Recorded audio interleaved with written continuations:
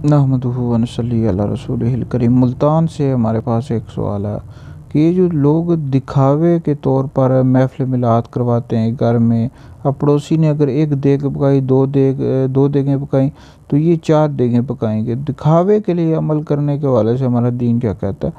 देखें, किसी मुसलमान पर बदगुमानी करने की हरगिज़ भी इजाज़त नहीं है कि ये दिखावे के तौर पर रियाकारी के लिए काम कर रहा है।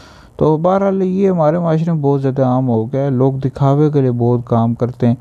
अगर किसी ने एक देग पकाई, 2 देगें पकाई तो ये उधार ले लेते हैं और फिर जो है ना, लोगों को दिखाने के लिए महफिल मिलाद करवा रहे होते हैं, 2 4 5 देगें पका लेते हैं तो उधार ले लेते हैं। तो बदगुमानी करने की इजाज़त नहीं है। बहरहाल यह कि रियाकारी करने, दिखावा करना, ये अल्लाह रसूल को बिल्कुल भी पसंद नहीं है। इस हवाले से जी मुस्नद अहमद बिन हंबल की हदीस है कि नबी पाक अलैहिस्सलाम ने फरमाया कि मुझे तुम पर सबसे ज़्यादा शिर्क असग़र यानी रिया में मुब्तला हो जाने का खौफ है। अल्लाह रब्बुल इज़्ज़त क़यामत के दिन कुछ लोगों को उनकी जज़ा देते हुए इरशाद फरमाएगा कि उन लोगों के पास जाओ जिनके लिए दुनिया में तुम अमल करते थे, देखो कि वो उनके पास तुम क्या जज़ा पाते हो।